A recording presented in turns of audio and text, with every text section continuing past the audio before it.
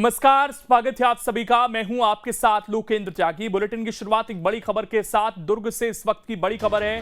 कवर्धा मामले में गिरफ्तार लोगों से मिलने पहुंचे रमन सिंह। कवर्धा हिंसा मामले में 77 लोग जेल में बंद हैं। कल परिजनों से रमन सिंह ने की थी मुलाकात। रमन सिंह ने कांग्रेस पर लगाए आरोप। 3 साल में छत्तीसगढ़ में ये हालात बन गए हैं। कबीरधाम में कभी धारा 144 नहीं लगी, लेकिन इस मामले में जो कांग्रेस और बीजेपी की तरफ से आरोप लग रहे हैं, दोनों ही ये दिखाने की कोशिश कर रहे हैं कि जो कवर्धा में हालात बिगड़े वो प्रायोजित हो सकते हैं। क्योंकि अब देखिए, जिन लोगों की गिरफ्तारियां हुई हैं उनसे मिलने पहुंच रहे हैं पूर्व मुख्यमंत्री रमन सिंह।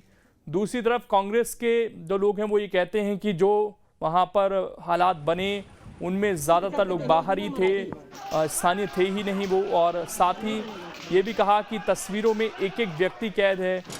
अगर अलग से किसी भी व्यक्ति की गिरफ्तारी हुई तो उसका नाम बताएं। अंकुश हमारे साथ इस वक्त जुड़ गए हैं।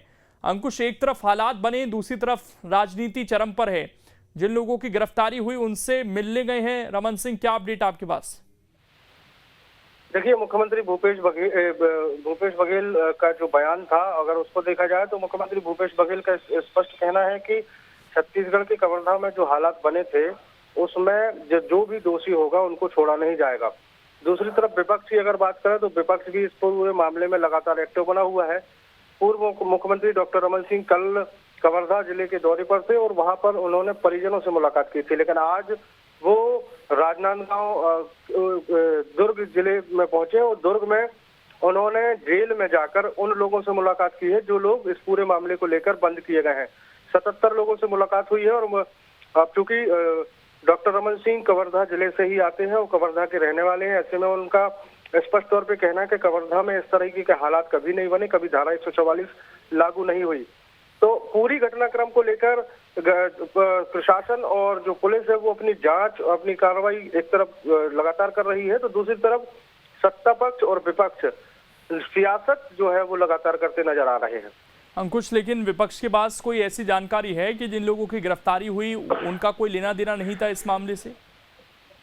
देखिए, विपक्ष इस बार इस पूरे मसले पर लगातार सत्ता पक्ष पर हमलावर बना हुआ और विपक्ष का स्पष्ट कहना है कि इस पूरे मामले को एक वर्ग विशेष पर, समुदाय विशेष पर छूट दी जा रही है और बाकी दूसरे पक्ष पर जानबूझकर कार्रवाई की जा रही है और सत्ता पक्ष का दुरुपयोग करते हुए ये कदम उठाए जा रहे हैं। फिलहाल जो 77 लोग बंद हैं उनमें से अधिकतर ऐसे लोग हैं जो बीजेपी से जुड़े हुए हैं, अधिकतर लोग ऐसे हैं जो बीजेपी की अन्य शाखाओं से जुड़े हुए हैं। इसलिए अब इस पूरे मामले में विपक्ष जो है, यानी छत्तीसगढ़ का विपक्ष भारतीय जनता पार्टी, पूरे मामले में हमलावर बना हुआ है और स्वाभाविक भी है कि वो अपनी पार्टी के जो लोग हैं जो जेल में बंद हुए हैं उनको बचाने की पुरजोर कोशिश में है। फिलहाल सत्ता पक्ष सवाल यहाँ से यही उठता है अंकुश कि अगर इस तरह की राजनीति हो रही है तो क्या सारी चीजें प्रायोजित थी? ये भी सवाल यहाँ से उठना शुरू हो जाता है। शुक्रिया अंकुश जुड़ने के लिए आपका और जानकारी देने के लिए। क्योंकि विपक्ष के आरोप हैं कि गलत लोगों को फंसाया जा रहा है, वहीं सत्ता पक्ष ही कह रही है कि एक एक व्यक्ति का वीडियो फुटेज है और उस हिसाब से कार्रवाई हो रही है। वहीं यूपी दौरे से रायपुर लौटे सीएम भूपेश बघेल ने नक्सली हमले पर चिंता व्यक्त की। वहीं कोयला संकट को लेकर केंद्र पर निशाना साधा। साथ ही छत्तीसगढ़ में कोयले की कमी नहीं होने का दावा भी किया। यही नहीं, सीएम ने केंद्रीय पूल में चावल लेने को लेकर छत्तीसगढ़ से पक्षपात का आरोप भी लगा दिया। और एक तरफ आप देखें कि पूरे देश में खाद की कमी, बेहद दुखद खबर है कि इस मुठभेड़ में हमारे जवान शहीद हुए। लगातार सीमाओं में जो तनाव बढ़ रहा है वो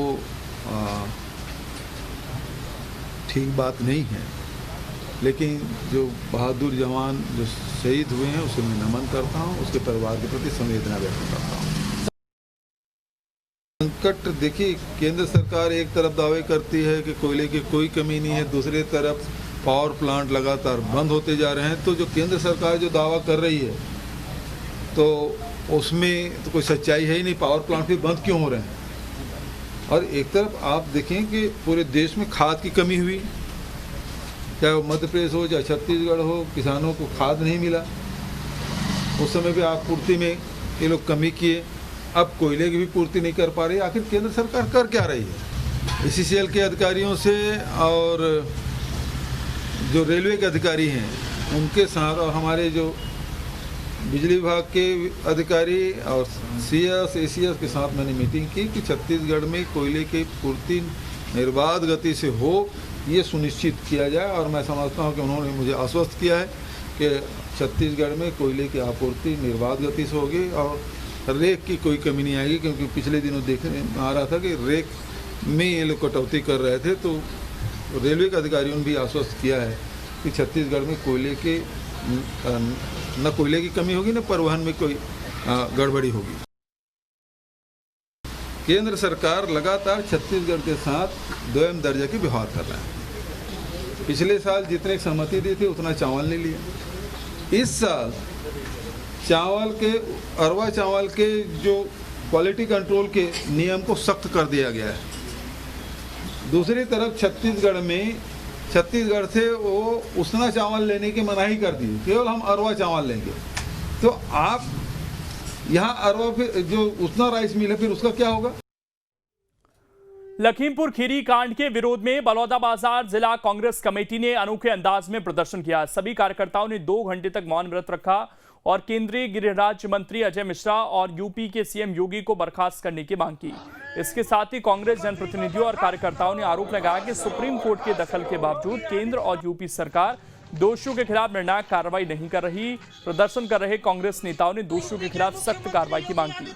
गौरतलब है कि केंद्रीय गृह राज्य मंत्री अजय मिश्रा के बेटे आशीष मिश्रा पर गाड़ी से किसान प्रदर्शन के दौरान किसानों को रौंदने का आरोप है। प्रदेश कांग्रेस कमेटी के निर्देश पर आज हमारे जिला कांग्रेस कमेटी के सभी कांग्रेसजनों ने मौन व्रत 2 घंटे रखकर यूपी सरकार को बर्खास्त करने की मांग को लेकर और गृह राज्य मंत्री भाजपा के अजय मिश्रा जी को बर्खास्त करने की मांग को लेकर आज हमने धरना दिया। उत्तर प्रदेश में जो किसानों को केंद्रीय राज्य मंत्री अजय मिश्रा के बेटे द्वारा रौंदा गया है, उसके विरोध में आज का मौन प्रदर्शन था। जिस प्रकार से हमारे केंद्रीय नेतृत्व प्रियंका गांधी को योगी सरकार ने 4 दिनों तक जेल में रखा और किसान पीड़ित परिवार से मिलने नहीं दिया गया, इस अन्याय के विरोध में हमारा आज का यह मौन प्रदर्शन था। कांग्रेस के मौन व्रत पर गृह मंत्री नरोत्तम मिश्रा ने निशाना साधा। गृह मंत्री ने कहा कि कांग्रेस का पॉलिटिकल ड्रामा है, जहां लोगों को आईडी देकर मारा जा रहा है। कांग्रेस उनके साथ है। कांग्रेस का मौन देखना है तो कश्मीर पर देखो और राजनीति देखनी है तो खीरी पर देखो। कांग्रेस सिर्फ पॉलिटिकल ड्रामा कर रही है।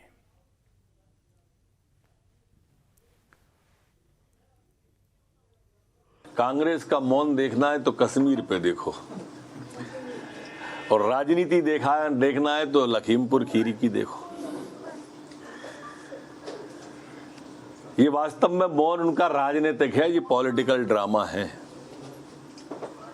मौन तो उनका कश्मीर पे है, यहाँ आईडी देखकर मार रहे हैं। एक शब्द नहीं आया पूरे खानदान का।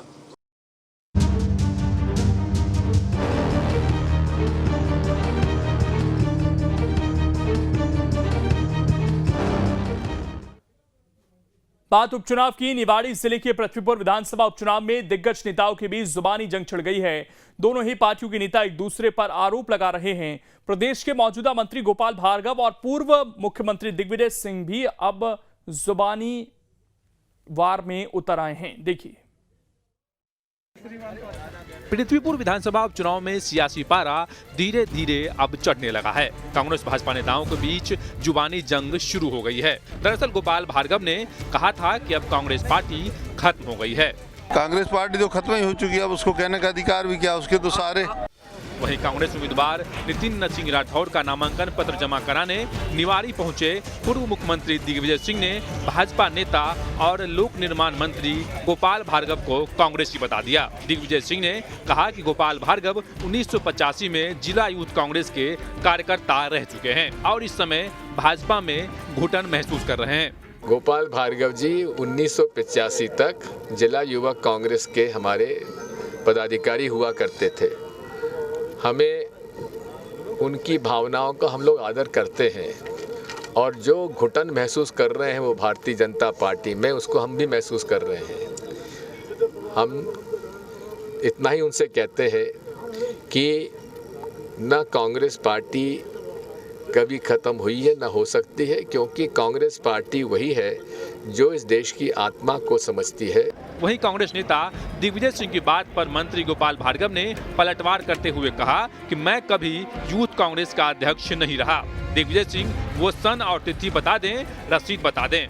कभी नहीं रहा, मैं कभी भी यूथ कांग्रेस का अध्यक्ष नहीं रहा। वो रसीद बता दें, वो सन बता दें, कभी भी ये बात, ये तो सब निरर्थक है, कुतर्क है।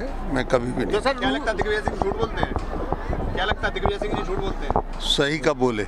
पृथ्वीपुर विधानसभा उपचुनाव जीतना दोनों पार्टियों के लिए नाक का सवाल बना हुआ है, जिसके लिए दोनों पार्टी के दिग्गज नेता कोई कोर कसर नहीं छोड़ रहे हैं। पृथ्वीपुर विधानसभा उपचुनाव को लेकर अब सियासी पारा धीरे धीरे चढ़ता ही जा रहा है और ऐसे में नेताओं के बीच जुबानी जंग भी बढ़ती ही जा रही है। दरअसल पूर्व मुख्यमंत्री और कांग्रेस के दिग्गज नेता दिग्विजय सिंह के द्वारा गोपाल भार्गव को कांग्रेसी कहे जाने के बाद अब गोपाल भार्गव ने भी दिग्विजय सिंह पर पलटवार करते हुए कहा है कि वह तो कुतर्क करते रहते हैं, ना वो कभी कांग्रेसी रहे हैं, ना उनने कभी कांग्रेस की सदस्यता ली है। नेताओं के बीच छिड़ी जुबानी जंग से अब यहाँ पर मुकाबला भी दिलचस्प होता जा रहा है और आने वाले समय में अब देखना होगा कि किस पार्टी का उम्मीदवार पृथ्वीपुर विधानसभा सीट पर अपना कब्जा करता है। Sudhir Trivedi, news state, Niwari. वहीं छिंदवाड़ा से इस वक्त की बड़ी खबर आपको बता दें, सराफा व्यापारी गोलीकांड मामला, एसआईटी टीम ने 5 आरोपियों को किया गिरफ्तार। राजस्थान के सराफा व्यापारी को मारी थी गोली, हत्या के बाद एसआईटी का किया गया था गठन। अन्य आरोपियों की तलाश में टीम जुटी हुई है। बड़ी खबर इस वक्त आपको हम बता रहे हैं छिंदवाड़ा से, यहाँ पर सराफा व्यापारी गोलीकांड मामला, एसआईटी टीम ने 5 आरोपियों को गिरफ्तार कर लिया है। राजस्थान के सराफा व्यापारी को गोली मारी गई थी, हत्या के बाद एसआईटी का इस पूरे मामले में गठन हुआ था। हालांकि अन्य आरोपियों की तलाश अभी जारी है इस पूरे मामले को लेकर।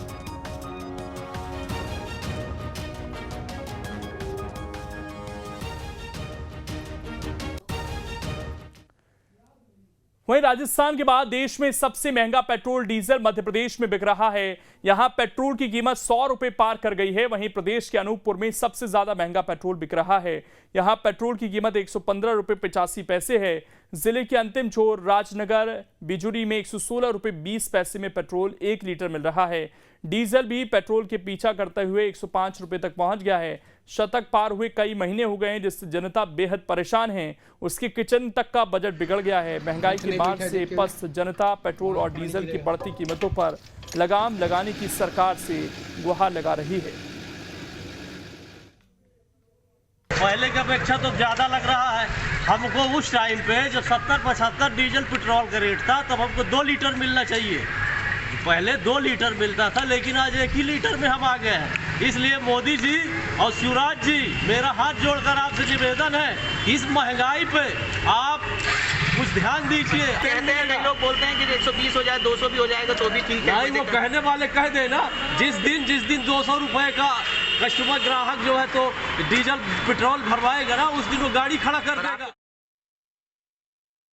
यानी तनख्वाह उतना ही है और दाम बढ़ते जा रहे हैं पेट्रोल। महीने का कितना कमाते हो आप? महीने का हम लोग का 5-7 हज़ार रुपये कमा रहे हैं। अब कैसे चलेगी हमारी दिनचर्या? घर अभी पहले गाड़ी जितने चलाते थे, क्या अभी उतनी चला पा रहे हैं? अब उतना नहीं चला पा रहे हैं। अब लिफ्ट के द्वारा जा रहे हैं यहाँ से वहाँ की। अब लिफ्ट दे दे कोई तब जाएँ। तो क्या चाहते हो सरकार से, क्या होना? सरकार से चाहते हैं कि पेट्रोल के दाम पे थोड़ा सा लगाम लगाएं कि आम आदमी की जेब में बोझ न जाए। शाजापुर में विधायक हुकुम सिंह कराड़ा ने कोरोना वॉरियर्स को सम्मानित किया। साथ ही विधायक हुकुम सिंह ने 4 अस्पतालों को 6 एम्बुलेंस भेंट की। एम्बुलेंस जिले के अलग अलग सरकारी स्वास्थ्य केंद्रों को वितरित की गई। इससे मरीजों को अस्पताल तक पहुंचने में देरी नहीं होगी और अच्छी सुविधा मिल पाएगी। कार्यक्रम के बाद अस्पतालों के डॉक्टर्स को एम्बुलेंस की चाबी भेंट की गई। इससे पहले विधायक ने कोरोना काल में सेवा देने वाले वरिष्ठ अधिकारी, डॉक्टर, स्वास्थ्यकर्मी, सफाईकर्मी समेत अन्य कोरोना वॉरियर्स को प्रमाण पत्र और फूल मालाओं से सम्मानित किया।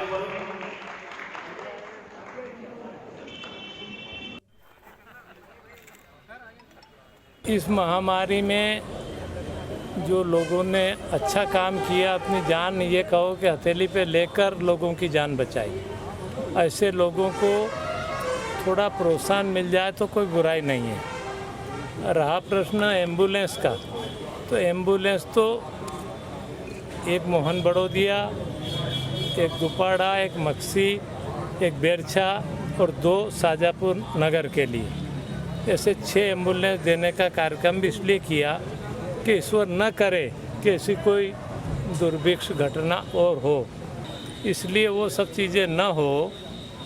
और छोटी गाड़ियाँ हैं, कहीं भी गांव में, कस्बे में, छोटी जगह में जा सकती है। मध्य प्रदेश में इस बार मानसून की बेरुखी ने किसानों को जहां मायूस किया, तो वहीं दूसरी तरफ नहरों में पानी न मिलने से किसान अब अपनी खड़ी फसलों को नष्ट कर रहे हैं। जबलपुर जिले से कुछ ऐसी तस्वीरें सामने आई हैं जहां पानी की कमी की वजह से किसान अपनी धान की फसल पर ट्रैक्टर चलाने को मजबूर हैं।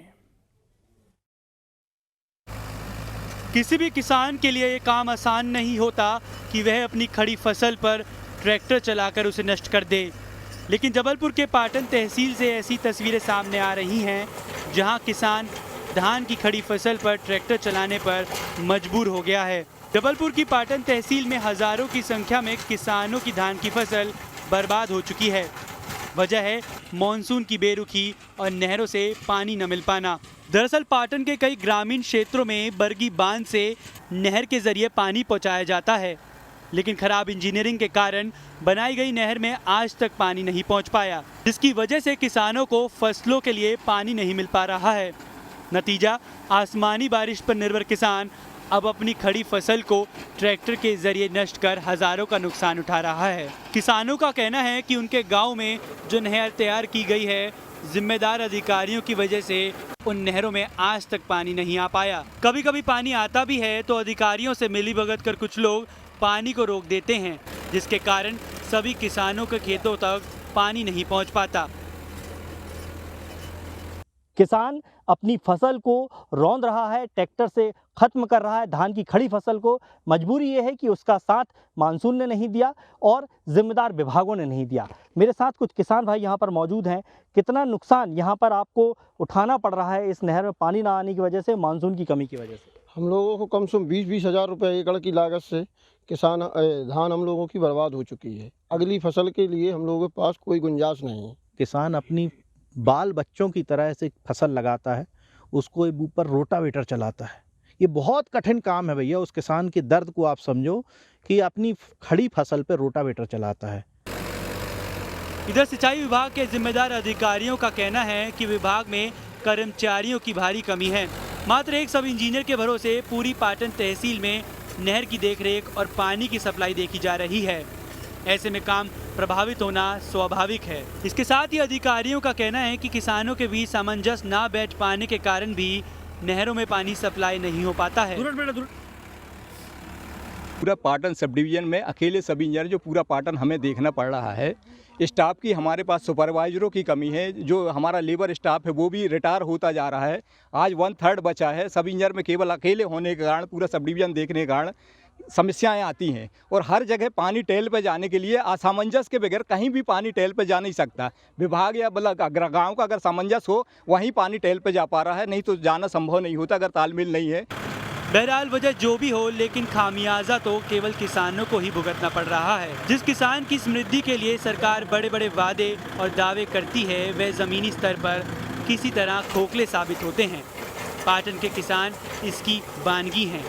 Team news 8। एमपी में खाद की कमी की समस्या झेल रहे भिंड के किसानों ने जमकर हंगामा किया। किसानों ने भारौली तिराहे पर जाम लगा दिया। किसानों ने आरोप लगाया कि कई दिनों से खाद वितरण केंद्र के चक्कर लगा रहे हैं। किसान रात दिन खाद वितरण केंद्र पर लाइन में लगे हुए हैं। पैसे भरने और पर्ची कटाने के बाद भी किसानों को खाद नहीं मिल रहा। हालात बिगड़े तो देहात थाना पुलिस मौके पर पहुंची। थाना प्रभारी के समझाने के बाद किसानों ने जाम खोला। आपको बता दें कि 2 दिन पहले मेघांव में भी किसानों का प्रदर्शन देखने को मिला था। हालांकि प्रशासन जल्द से जल्द पर्याप्त खाद मुहैया कराने की बात कह रहा है। तो ये तस्वीरें आप देख सकते हैं। खाद को लेकर अभी भी हाहाकार मचा हुआ है। कोशिश ये थी कि जल्द से जल्द खाद मिल जाए, लेकिन खाद की कमी है, इससे बचा नहीं जा सकता है। और ये लाइन बता रही है कि किसान इस वक्त कितने ज़्यादा परेशान हो रहे हैं खाद ना मिलने की वजह से। असामाजिक तत्व टाइप के कुछ लोग जो है किसान भाइयों के साथ में आके और इनको गुमराह करके बरगला के जो है आईपीएस तिराहे पर ले गए और वहाँ पर जाम लगाने का प्रयास किया।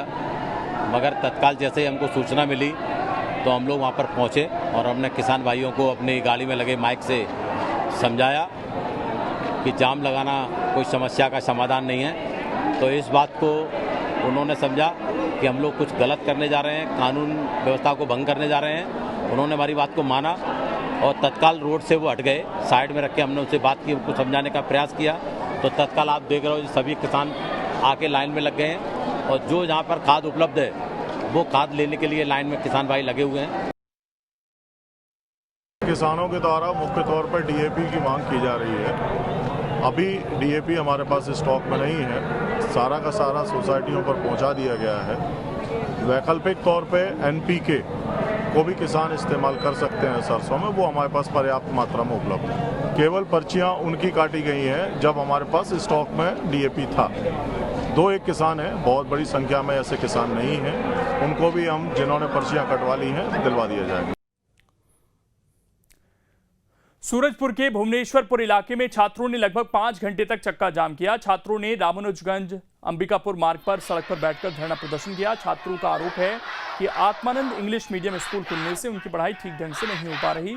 साथ ही छात्रों ने कई अन्य मांगों को लेकर भी विरोध प्रदर्शन किया। बताया जा रहा है कि यहाँ एक ही स्कूल में इंग्लिश और हिंदी मीडियम की पढ़ाई होती है और शिक्षकों की कमी की वजह से हिंदी मीडियम के शिक्षकों को इंग्लिश मीडियम में भेज दिया गया, जिसको लेकर छात्रों ने विरोध किया। वहीं मामले की सूचना मिलने के बाद मौके पर पहुंचे एसडीएम ने छात्रों को आश्वासन देकर धरना खत्म करवाया। ये तस्वीरें आप देख सकते हैं। इनका ये कहना है कि जो हिंदी मीडियम स्कूल हैं उनकी उपेक्षा की जा रही है, शिक्षकों की वैसी ही कमी है और उन्हें दूसरे जो इंग्लिश मीडियम स्कूल खुले हैं उनमें भेजा जा रहा है। ऐसे में इन बच्चों की पढ़ाई का क्या होगा?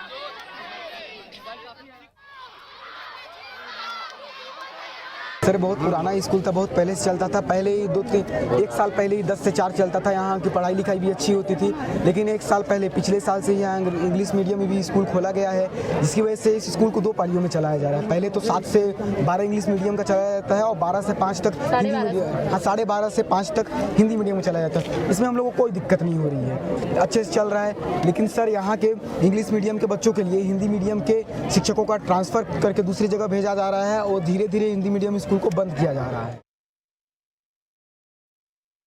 मांग तो मुख्यतः ये थी कि जो इनके बीच में एक भ्रम की स्थिति फैली हुई थी कि हिंदी मीडियम स्कूल को बंद किया जा रहा है, उसको लेकर इनकी मांग थी कि हिंदी मीडियम स्कूल बंद ना किया जाए। तो उसके लिए लिखित आश्वासन डीओ के माध्यम से दिया गया है। मैंने भी मौखिक रूप से आश्वासन दिया है कि यहाँ पे जो स्कूल है हिंदी मीडियम का बंद नहीं होगा। और कुछ अन्य मांगी थी जैसे कि बैठने के लिए डेस्क बेंच वगैरह और टॉयलेट की साफ सफाई वगैरह, तो उसके लिए ऑलरेडी 2 स्वीपर रखे जा चुके हैं और बेंच वगैरह की व्यवस्था की जा रही है। 1-2 दिन में बेंच यहाँ पहुँच जाएंगे।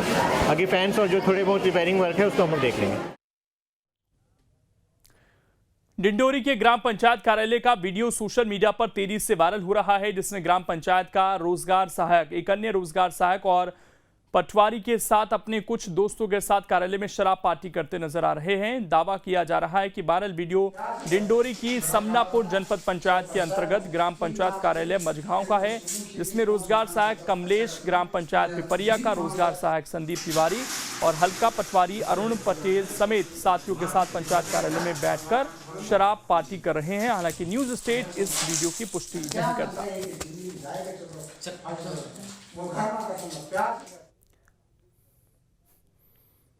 देश भर में नवरात्रि का त्योहार धूमधाम से मनाया जा रहा है। इस बीच कोरोना काल से आहत उदास चेहरों को देखते हुए छिंदवाड़ा जिले के सिंगोड़ी के मूर्तिकार ने माता रानी की मुस्कुराती हुई प्रतिमा बनाई है, ताकि लोग उस गम को भूल जाएं और माता रानी की हंसती हुई मूर्ति देखकर जिंदगी में खुशहाली लाएं। आपको बता दें कि मूर्तिकार पवन राजेंद्र प्रजापति ने माता रानी की सजीव प्रतिमा बनाई है और मां दुर्गा के इस आकर्षक स्वरूप को देखने के लिए काफी लोग यहां पहुंच रहे हैं। छिंदवाड़ा, नरसिंहपुर, बैतूल, होशंगाबाद समेत कई जिलों में यहां की दुर्गा प्रतिमाएं स्थापित हुई हैं। फिलहाल माता की हंसती हुई प्रतिमा सोशल मीडिया पर भी काफी वायरल हो रही है और लोग इसकी जमकर तारीफ कर रहे हैं।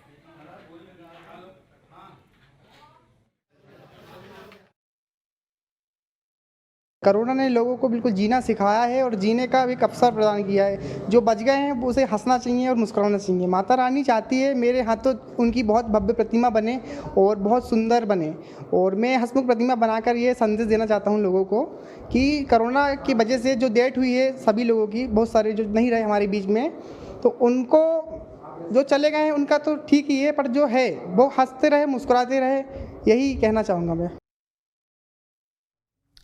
और इस बीच बालाघाट से आस्था और श्रद्धा की एक अलग तस्वीर सामने आई। एक भक्त जग कल्याण की कामना करते हुए अपने शरीर पर ज्वार बो रहा है। लालबर्रा ग्राम पंचायत के दपेरा गांव के निवासी भगतराम दांद्रे ने अपने घर में अखंड ज्योत प्रज्वलित की है और अपने शरीर पर ज्वार बोई है। भगतराम पिछले 3 साल से लगातार मां शारदा देवी के दर्शन के लिए पदयात्रा करते आ रहे हैं, लेकिन इस बार अपने शरीर पर ज्वार बोकर माता रानी की साधना में जुटे हैं। भगतराम इन दिनों 2 बार दूध के सेवन के अलावा किसी अन्न का सेवन नहीं करते। भगतराम पूरे श्रद्धा भाव के साथ जगत कल्याण के लिए मां की पूजा अर्चना में लगे हैं।